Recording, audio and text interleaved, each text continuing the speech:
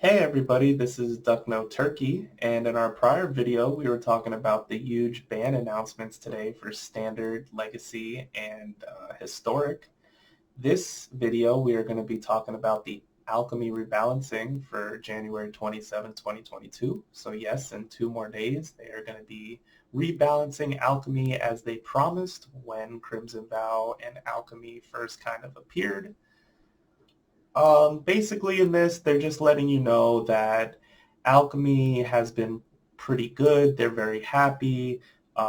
It definitely impacted a lot of gameplay and historic, but they didn't feel it impacted it that much based on all the feedback that they had. They're going to be rebalancing 18 cards plus the Teferi Time Raveler they unbanned and updated. And since Alchemy is throughout Historic, this will be now legal in Historic. They did not ban Brainstorm or anything like that. Now, in this Alchemy Rebalancing, they're going to be focusing on the Venture. Now, Venture was something that they thought was going to be very, very good. In draft, it was definitely interesting. In standard Alchemy, historic, it's not so much. A few of these cards that we're going to see and go over actually really have nothing to do with the venture card of it. They just have more to do with the combo aspect of it. So let's get into it. The first card is going to be the Acerac. So pretty much, I don't know if you guys have seen, but lately they have this deck in, I do believe, Historic, that plays a bunch of artifacts and then a card that untaps all your artifacts when you do a spell.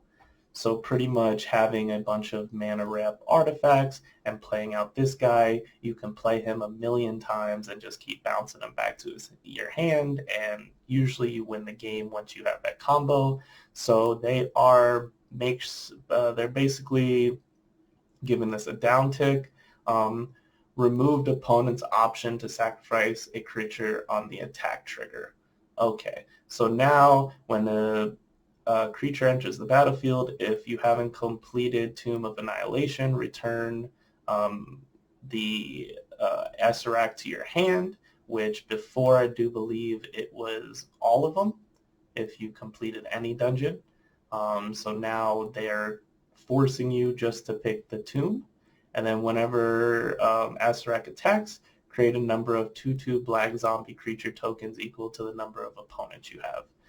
So pretty much when you attack, now you will create one unless you're playing like, what is it, Brawl or something like that. So, okay. Assembly from parts lowered all overall costs, now required 2 black mana. Okay, so 1 mana, target creature card in your graveyard perpetually gains 3. Exile this card from the graveyard, shuffle it into your library, create a token that's a copy of it, except it's a 4/4 zombie. Okay, that's pretty decent. We felt the dream of reanimating a creature on turn 4 with assembly from parts was too difficult to achieve. Changing the abilities mana cost will make a turn 4 reanimation much more consistent, but will require a heavier commitment to black to support the adjustment cost. Okay. All right, so the Blood Range Alpha. Now this card was starting to see a little bit of play in Wolf decks. So it's a 4/4 and it's a 4/4 now, or it's a 4 mana 4/4. Before it was a 4/3. And basically when it enters the battlefield, you can have a wolf fight a creature right now, or you can have a wolf fight a creature the next time a wolf enters the battlefield. As cards with a high deck building cost, we felt this card alongside Puppet Razor should be more resilient to make them more competitive when compared to some of the more universal 4 mana options. Okay. Cloister Gargoyle, this was a decent card in draft, but now they've seemed to have tried to make it a little better. so we can see it in standard or alchemy play. Basically, Cloister Gargoyle, lowered cost, reduced toughness, costs 1 and a white from 2 and a white, and is a 0/3 from a 0/4. Okay, so they played with that one a little bit. Dungeon Descent, rules adjustment, decreased cost, removed, enters the battlefield tap, cost 1 mana to activate from 4. All right, so 1, you tap it, tap, activate, tap an untapped legendary creature you control, enter into the dungeon. All right, didn't really see this card ever played, but they're going to try to get it in there. All right, we got the Illiwick Tumblestrum. Decreased activated ability cost. Third Planeswalker ability is now -6 from -7. -6 now is you get an emblem with creatures you control have trample, haste, and get 2/2 each differently named dungeon you've completed.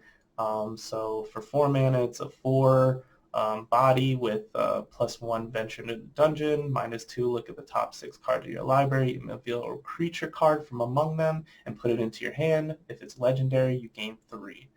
Put the rest of them on the bottom of your library. Okay. Fate's Reversal, lowered cost. Cost a black now from 1 and a black. Return up to 1 target creature card from your graveyard to your hand. Venture into the dungeon. Okay, so they're really pushing all this venture stuff on us. Next card, Find the Path, rules adjustment. Now adds 2 mana of any one color from adding green. Okay, so 3 mana, enchant land. When Find the Path enters the battlefield, venture into the dungeon. Enchanted land has add 2 mana of any color instead of adding 2 green. Okay, I understand now. Puppet Razor, increased toughness, so it's a 4 mana for a 3/4 now instead of a 3/3. At the beginning of your end step, exile up to 1 target creature card from your graveyard. If you do, seek a creature card with mana value equal to the mana value of that card +1. That card potentially gains menace. It's alright, nothing crazy there. Precious Drop, it costs 1 and a black from 2 and a black. Okay, this card wasn't bad in draft. Basically, enchant creature when drop enters the battlefield, venture into the dungeon. Enchanted creature gets -2/-2. It gets -5/-5 instead as long as you've completed a dungeon. Okay. Triumph Adventurer is a 2/1 from a 1/1. Okay, so this card was pretty good in draft too. Interesting. It's like Death Strike and Death Touch and First Strike on your turn. Whenever it attacks, venture into the dungeon. So when they were taking 1 every turn, you were venturing no matter because they would just couldn't really block it without killing a creature. And now they'll get in for 2 every time. Card adjustments. Okay, so they not only banned this, they now adjusted it. So only learns if the target's a spell or permanent with mana value 4 or less. So you can only bounce something with mana value 1 or greater, which is still cool. But if it was mana value 4 or less, you learned. Okay.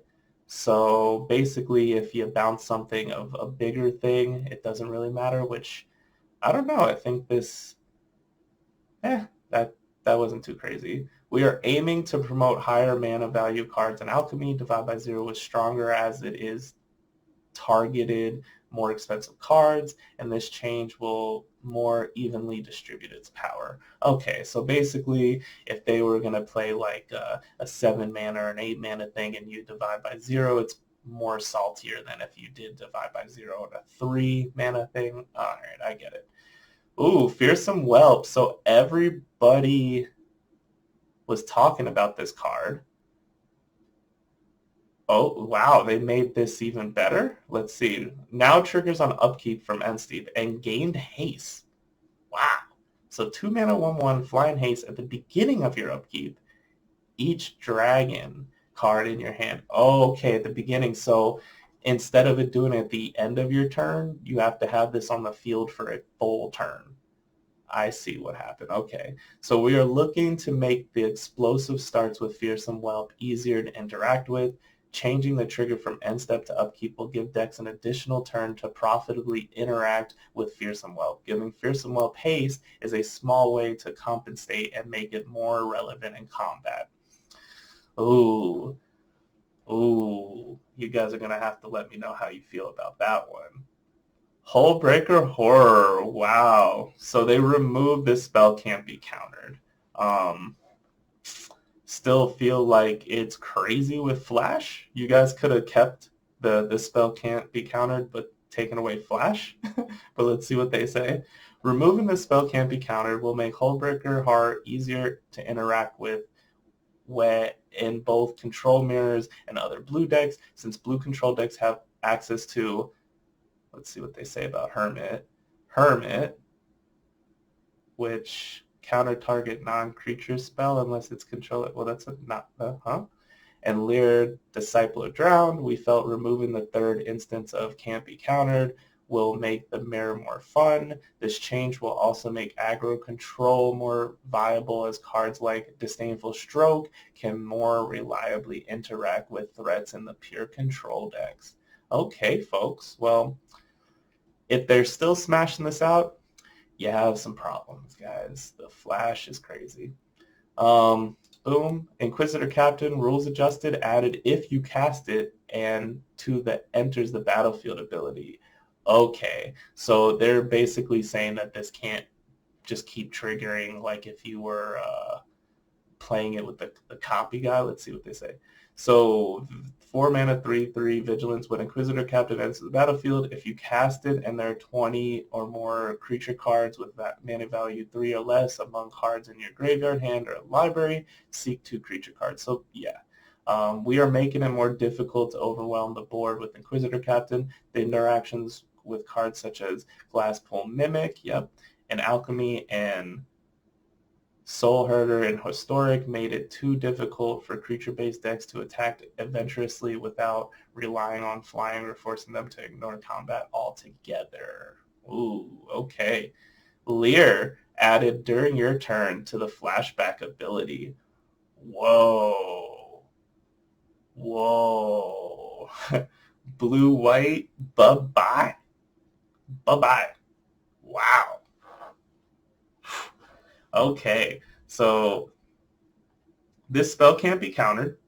Or no, spells can't be countered. Okay, so this spell can be countered. As long as it's your turn, each instant and sorcery card in your graveyard has flashback. The flashback cost is equal to the card's mana cost. Okay, as long as it's your turn. Okay, yeah. We are aiming to make Leer, Disciple of the Drowned, less effective when combined with Fading Hope and Divide by Zero. The 2 bounce spells are very effective at protecting Leer and controlling creatures. This change will help players remove Leer, favorably attack, and interact with the opponent's graveyard on their turn. Nice. Okay, so that's pretty big right there. They basically nerfed the Leer in the blue-white controls. They nerfed the Inquisitor Captain and the Clerics. They nerfed Hullbreaker in all blue decks. They nerfed the Fearsome Whelp. They nerfed a little bit the Divide by Zero. Okay, let's see. Okay, so Sanguine Brushstroke. Removed life gain from sacrificing blood token trigger. Okay, that's an interesting one. So 3 mana, you create a blood token. When you sacrifice a blood token, each opponent loses 1 life, which I think that's pretty crazy. We're specifically targeting how Sanguine Brushstroke matches up against aggressive strategies. We opted to change Sanguine Brushstroke instead of the Meat Hook Massacre to minimize the impact to Historic and have less of the deck's power concentrated in a single card. Removing the life gain from the enchantment will allow aggressive decks to focus their answers on the Conjured Blood Artist and overall increase their chances of pushing through the lethal damage. Okay. Ooh, Tyrant. So, yeah, it looks like Dragons isn't a deck anymore. Added non-basic as a targeting restriction. So when Tyrant enters the battlefield, target non-basic land you control loses all abilities except mana abilities and gain at the beginning of your upkeep. This permanent deals 2 damage to you unless you sacrifice it.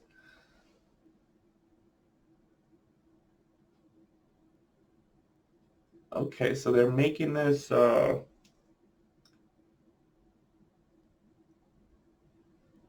let's see. We're aiming to promote more monocolored decks in Alchemy and provide a few opportunities to play around the dragon's ability. Multicolored decks can include more basic lands to reduce their chances of being denied a specific color of mana and play around turn 3 turn reason. That's weird. So, enters the battlefield, target non-basic land you don't control loses all abilities except mana abilities and gains at the beginning. Okay, so I see what they're trying to do there. The Teferi, yes, I think I said on my other one that it has to cost more. So 4 mana, it cost 4 from 3. Now it has 5 starting loyalty from 4. Static ability becomes your opponents can't cast spells during your turn. Okay, so your opponents can't cast spells during your turn instead of they can't, all their instants are sorceries. Okay, until your next turn you may cast sorcery spells as though they had flash. Return up to 1 target artifact, creature, or enchantment to its owner's hand. Okay. We are aiming to move Teferi Time Rattler away from a generically strong card to a specialized anti-control tool. Increasing the mana cost will make Teferi less effective at controlling the board, and the new static won't incidentally stop cards like Final Promise and Dreadheart Arcanist from working. Okay. So that was pretty big, guys. That's a lot. Alchemy is definitely going to change, and I wouldn't put it past anybody to start seeing some more Venture decks coming in there.